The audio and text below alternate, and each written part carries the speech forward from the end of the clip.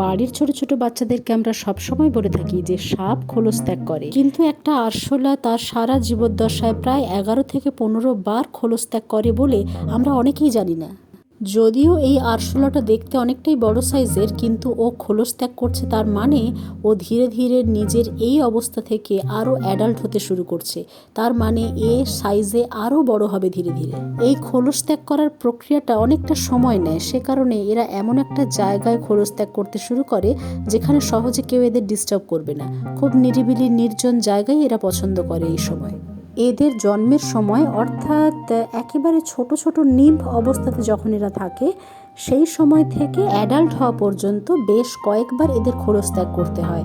আর খোলস ত্যাগ করার পর বেশ কিছুদিন ধরে এদের এই নতুন রূপ অর্থাৎ শরীরটা সাদা রঙেরই হয়ে থাকে।